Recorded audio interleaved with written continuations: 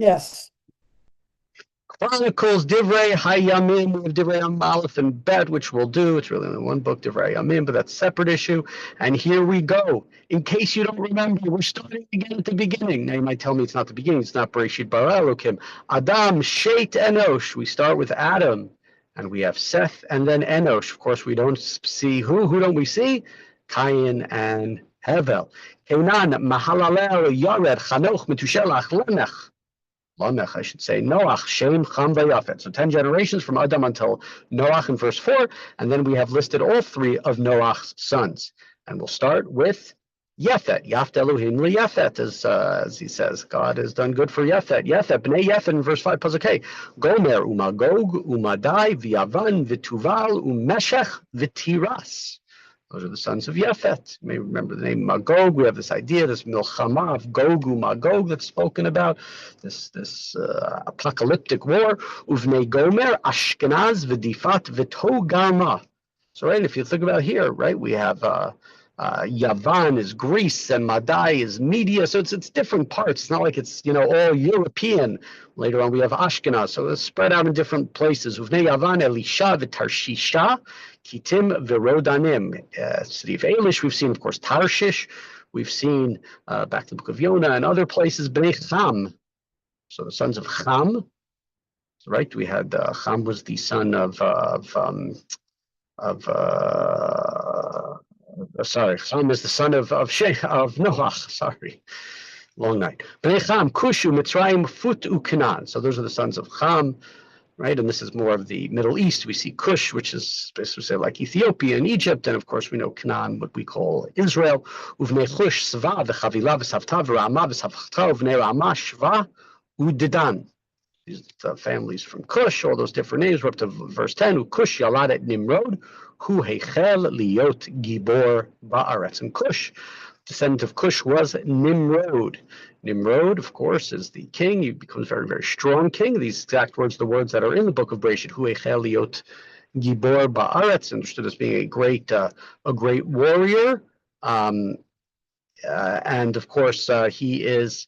There are all sorts of fantastic midrashim about him and Avraham, throwing Avraham into the fiery furnace. It's not in the Torah. Nimrod, of course, as we understand, many names in the Tanakh are related to the character of the person. Nimrod is related to the word mered, a rebellion. He's seen in many ways as one who rebelled against God. So, right, the others who say Gibor Ba'aretz is not just a rebellion against God, but he's just a man of war. Different ways of understanding exactly what it was that he begins to be a Gibor Ba'aretz. Continuing, verse 11, Pasuk Yud Aleph, U'Mitzrayim yaladet Ludim, V'et Anamim, V'et Lahavim, V'et Naftuchim, V'et Patrusim, V'et Kasluchim, Asher Yatzu Misham, Plishtim, V'et Kaftorim. Okay, so we have these different people, and for us, in terms of our knowledge of the Tanakh and the enemies of Israel, from the Patrusim, we have the Kalushim and the Philistines, the Plishtim, who, of course, we read about at great length in the books of Yoshua, and more so in the books of Shoftim and the book of Shmuel. So much of the involvement at that time, the Ark is taken, and Shimshon and the Plishtim, and Shmuel and the Plishtim, and David and the Plishtim, Uknan. Verse 13, Pasuk Gimel, Yaladet Sidon, Bechorov, V'et Chet, V'et HaYevusi, V'et HaMori, V'et HaGirgashi, V'et HaChivi, V'et HaArki, V'et HaSini, V'et HaArvadi, V'et HaTzimari, V'et HaChamati. So here, when we talk about Canaan, we see a lot of the nations that were in Israel. Canaan and Yevus and Amori and Girgashi and Chivi, some of the 7 nations that were there when Yoshua led the Israelites, Jews, into Israel, all of those years ago for the first time. B'nei Shem, Elam va'Ashur, va'Arpachshad, v'Lud, va'Aram, v'Utz, v'Chul, v'Geter, u'Mashach. And the sons of Shem, so now we're more on the further in the eastern bank of the Jordan River, where we have Assyria, and we have Aram, and Aramaic later on, the prevalent language of the area, and these different places. And of course, we know that Avraham, that we are the Jewish people, descendants of Shem, which would make sense that that's more, right, Aram, over there on that side of the Jordan River, closer to Mesopotamia. The same thing with of course, Ashur, with Assyria. V'ar Pachshad in verse 18, Yaladet Shalach, Shalach Yaladet Aver. Shem va'Aver. Aver is seen as the righteous descendant of Shem. The Midrash creates this idea of the Yeshivat, Shem va'Aver, the Yeshiva, whatever that meant at that point in time. I don't think that they were doing Daf Yomi. Ule'aver yulad shnei vanim, Shem ha'echad Peleg, Kivi amav niflaga haaretz, v'Shem achiv Yoktan.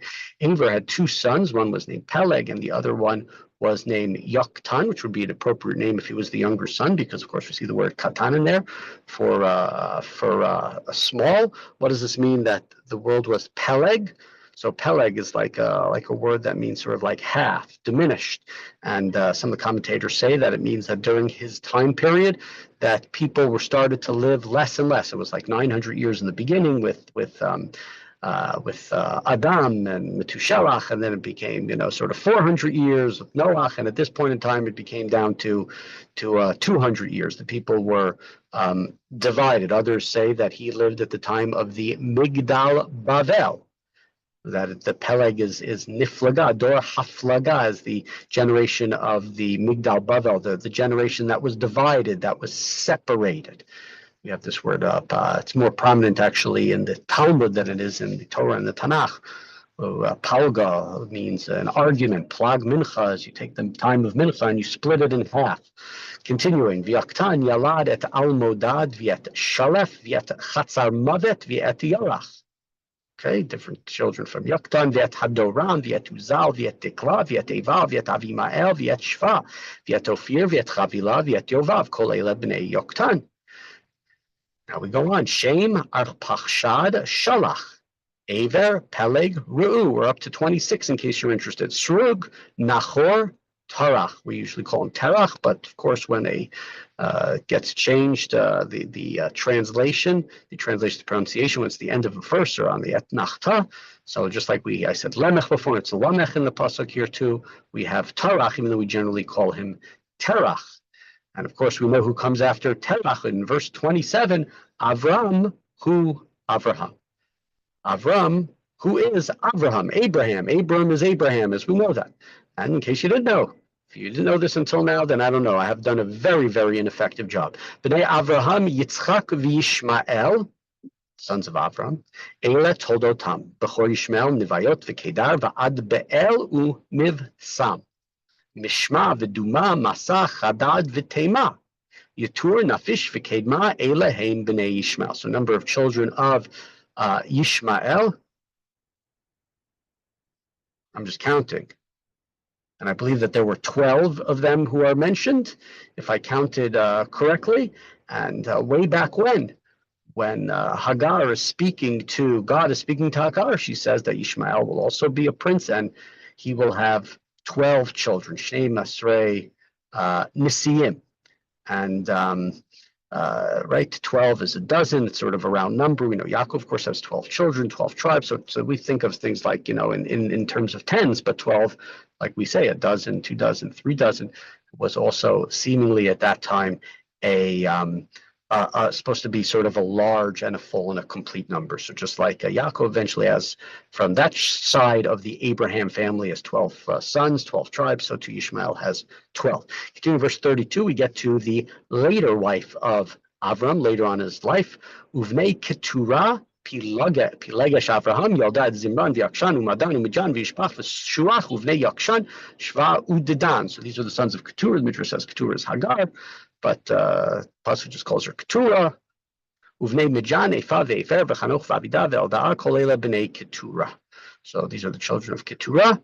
Vayoled Avraham et Yitzchak, in case you didn't know, b'nei Yitzchak, Esav, V'Yisrael.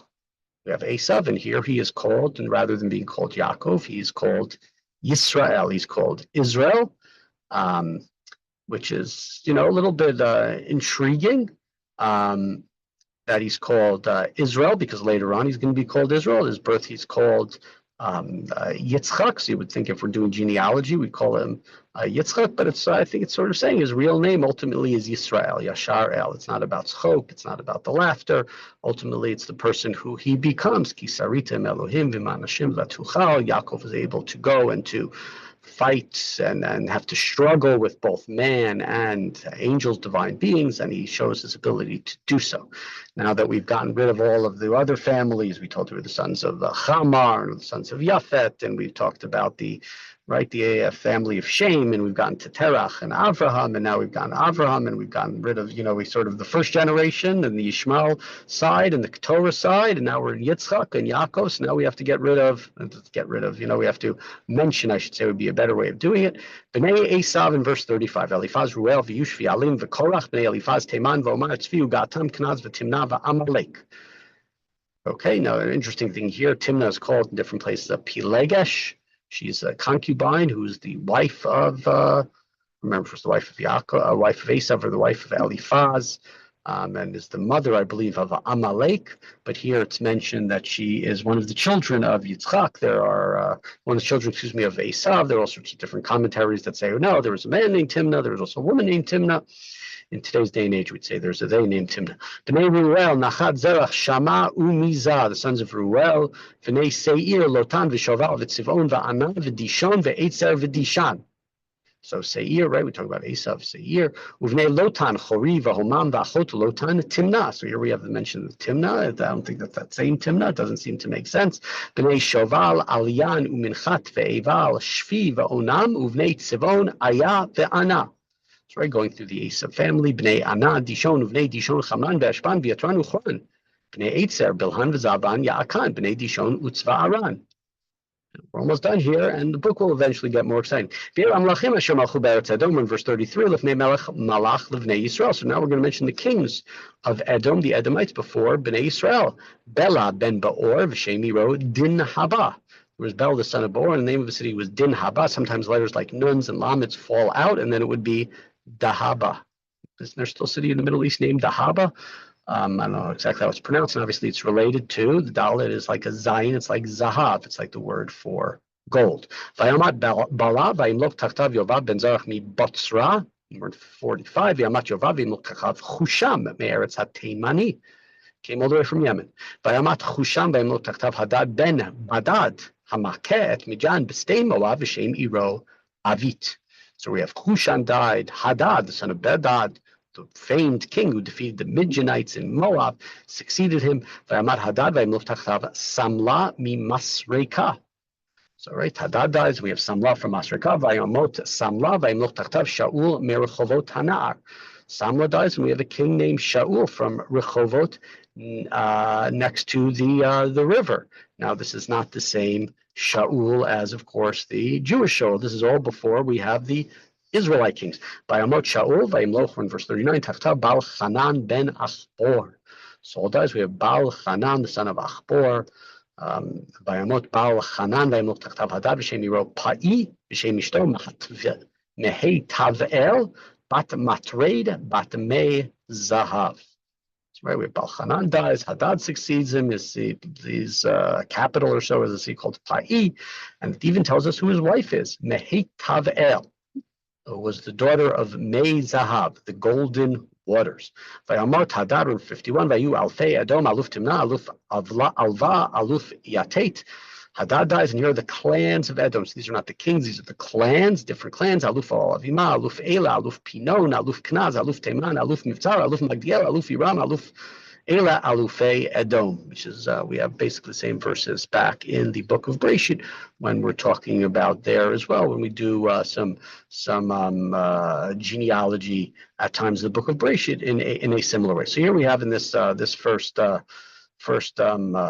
chapter, what we're basically doing is we're starting from the beginning of creation. We're mentioning different names, different families, and eventually what we're getting to is we're going to get to obviously Bnei Israel first, and secondly within Bnei Israel, most prominently the family of David. This is Divrei Hayamim. This is the Chronicles of the king, and it's really going to focus on stories of the Davidic dynasty, David, Shlomo, Chizkiyahu, Yoshiyahu, some of the great kings during the reign of the Davidic dynasty during the First Temple period. And we'll see in most interesting parts of the book is where the history either gives more details or what it leaves out in this book, prominent things that were earlier in the book of, let's say the book of Shmuel and the book of Melachim. That's the first of our journey now, final journey through Tanakh with the book of Divrei Hayamim, first chapter.